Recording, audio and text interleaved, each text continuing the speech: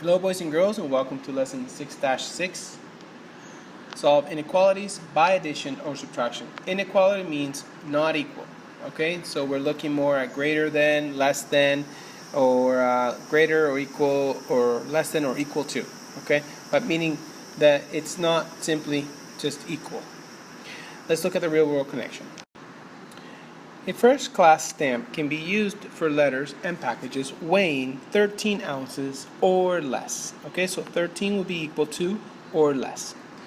Fisher is mailing pictures to his grandmother and only has a first class stamp. His envelope weighs 2 ounces.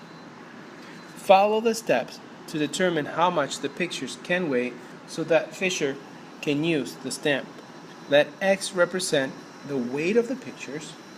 Write and solve an equation to find the maximum weight of pictures. Okay, so we have the weight of the envelope, which we're told his envelope weighs 2 ounces. Okay, so let's go ahead and write that down. It's 2 ounces. Plus X, which is the weight of the pictures. Okay, the weight of the picture. And the maximum weight we were told is 13 ounces or less. Okay, the maximum. So we go ahead and we write our 13 right in there. So if we want to know the weight of the pictures, we can go ahead and solve for X, where we subtract out the 2 from this side. Okay, we subtract out the 2 from this side as well. So that gives me 11. Okay, and this cancels out, so I only have X left. So X equals 11. And we can say, so the maximum weight of the pictures is 11 ounces.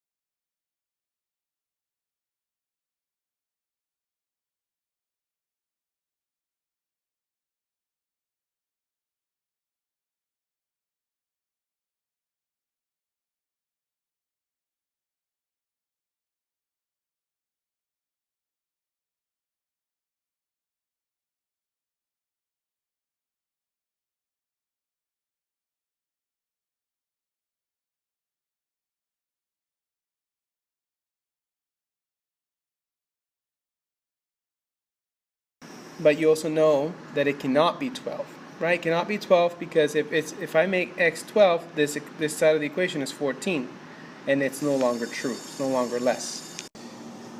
Solve inequalities.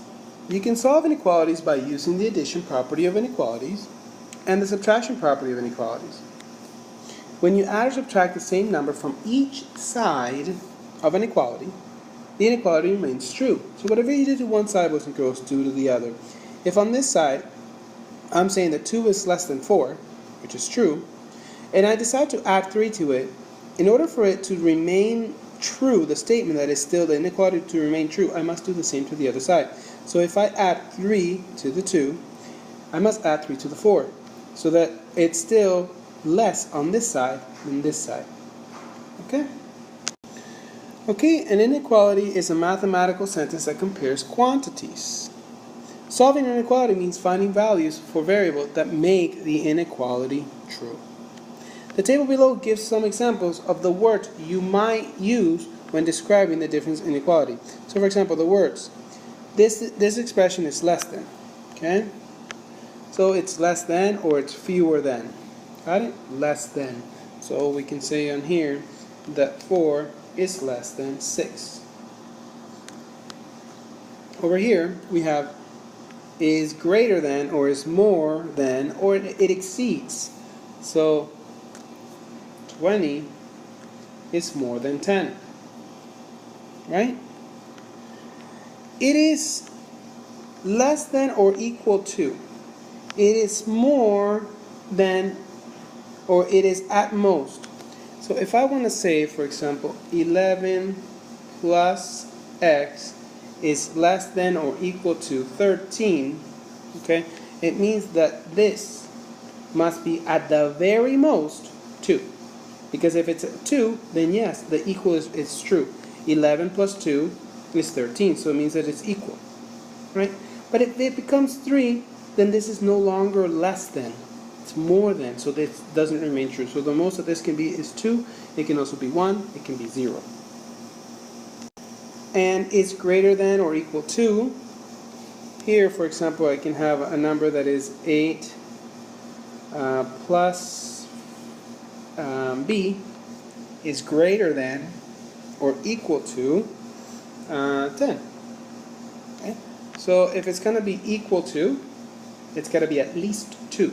So 8 plus 2 is equal to 10 at the very least. It can be 3 because it can be greater, it can be 4, it can be 5. So it has to be a minimum of at least 2.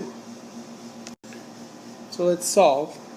X plus 3 is greater than 10. So this has to be minimum 8. So that this can be true because 8 plus 3 is 11, and 11 is greater than 10, right? But how do we solve it?